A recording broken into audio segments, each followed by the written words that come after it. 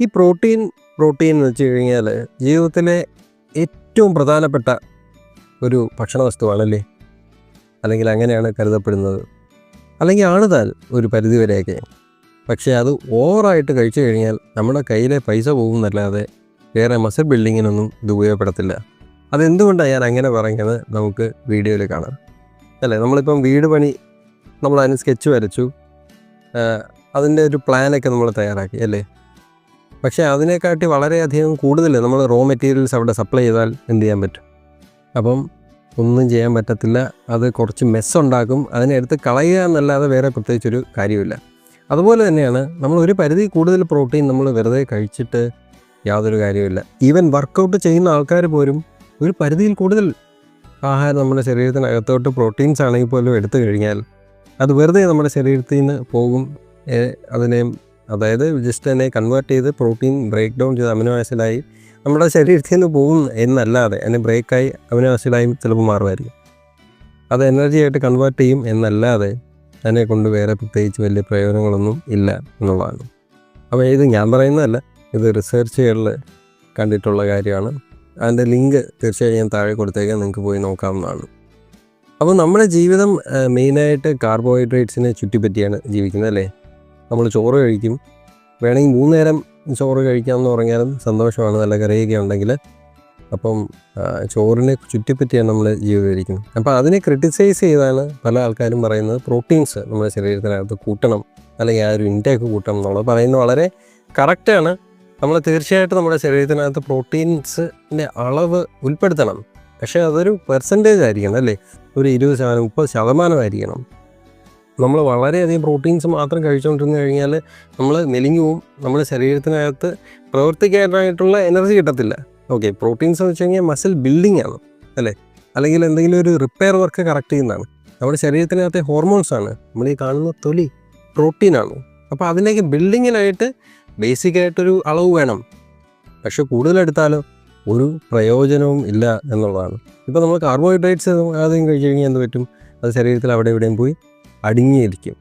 Same അതുപോലെ തന്നെ പ്രോട്ടീൻസും ആവശ്യമില്ലാതെ കഴിച്ചു കഴിഞ്ഞാൽ ചിലപ്പോൾ നമ്മുടെ അമിനോ ആസിഡൊക്കെ യൂറിക് ആസിഡോ വല്ലതും കൂടുന്നല്ലാതെ നമ്മുടെ ശരീരം മാക്സിമം അതിനെ നോർമലൈസ് ചെയ്ത് നോർമൽ റേഞ്ചിലോട്ട് എപ്പോഴും കൊണ്ടുവരാൻ ട്രൈ ചെയ്തു. നമുക്കൊരു ജെനറ്റിക്സ് ഉണ്ടല്ലോ, അപ്പോൾ ആ ഒരു ജെനറ്റിക്സ് എന്നുള്ളതിൻ്റെ ഒരു പ്ലേ വളരെയധികം കൂടുതലാണ്. ആവശ്യമില്ലാതെ കഴിച്ചു കഴിഞ്ഞാൽ ബാക്കിയെല്ലാം വെളിയിലോട്ട് പോകും. ഓക്കെ, കാരണം ഓരോ തരത്തിൽ പ്രോഗ്രാം ചെയ്താണ് ദൈവം വിടുന്നത്. ഓക്കെ, അത് ഇൻഡിവിജ്വലായിട്ട് വ്യത്യാസം വരും, എന്നാലും ജനറലായിട്ടുള്ള കാര്യം അതാണ്. ഇപ്പം ചില വീഡിയോസിലൊക്കെ ഞാൻ കണ്ടിട്ടുണ്ട്, ചോറ് ഇത്ര എടുക്കുള്ളൂ, ഒരു ആകപ്പാട് 2-3 വറ്റ എടുക്കുള്ളൂ, ഒത്തിരി കറിയും കൂടുതൽ പ്രോട്ടീനും ഒക്കെ വെച്ച് ചില വീഡിയോസ് കണ്ടിട്ടുണ്ട്. അതൊക്കെ ശരിക്കും പറഞ്ഞാൽ ഓവറാണ്. ഇപ്പം കൊച്ചുകുട്ടികളെ കുറിച്ചൊക്കെ സംബന്ധിച്ചാണെങ്കിൽ നമ്മൾ പറയുകയാണെന്നുണ്ടെങ്കിൽ നല്ലോണം കാർബോഹൈഡ്രേറ്റ്സ് കഴിക്കാം, ഒരു കുഴപ്പമില്ല. ഓക്കെ, പക്ഷേ അവർ വളരുന്ന പ്രായമാണ്, അവർ നല്ലോണം കളിച്ച് വളരുന്ന ആ ഒരു ടൈമിൽ തീർച്ചയായിട്ടും നമ്മൾ നല്ല രീതിയിൽ കാർബോഹൈഡ്രേറ്റ്സ് നമ്മളൊന്ന് റെസ്ട്രിക്റ്റ് ചെയ്യാൻ പാടില്ല. ആ ഒരു സമയത്ത് പലപ്പോഴും ഞാൻ കണ്ടിട്ടുണ്ട് ആൾക്കാർ റെസ്ട്രിക്റ്റ് ചെയ്യും. നീ ചോറ് മാത്രം കഴിക്കുക, ചോറ് മാത്രമല്ല അതിനെക്കുറിച്ച് ബാക്കി എല്ലാ കാര്യങ്ങളും കൊടുക്കണം, പക്ഷേ ചോറ് കഴിക്കുന്ന ഒരിക്കലും റെസ്ട്രിക്റ്റ് ചെയ്യരുത്. പ്രത്യേകിച്ചും ഗ്രോയിങ് പീരീഡിൽ നമ്മുടെ ശരീരം വർക്ക് ചെയ്യണമെങ്കിൽ, ബ്രെയിൻ നല്ലോണം ഫങ്ഷൻ ചെയ്യണമെങ്കിൽ, കോൺസെൻട്രേഷൻ കിട്ടണമെന്നുണ്ടെങ്കിൽ, ഡിപ്രഷനിലോട്ട് പോകരുത് എന്നുണ്ടെങ്കിൽ, നല്ല ആക്റ്റീവായിട്ടിരിക്കണം എന്നുണ്ടെങ്കിൽ നമ്മുടെ മെയിൻ സോഴ്സ് ഓഫ് എനർജി എന്തുവാ? ഗ്ലൂക്കോസാണ്.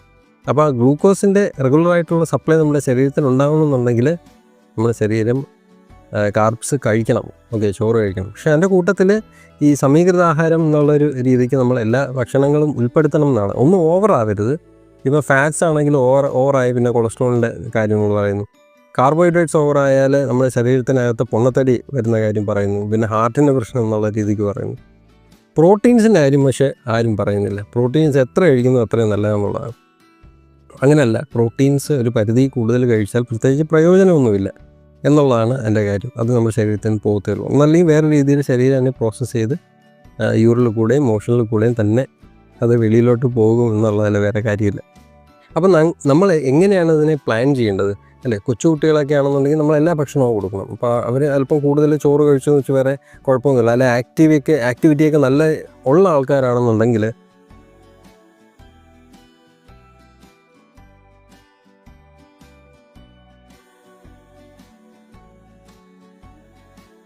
നമ്മൾ പ്രോട്ടീൻ്റെ കാര്യം പറയുന്നത് അല്ലേ.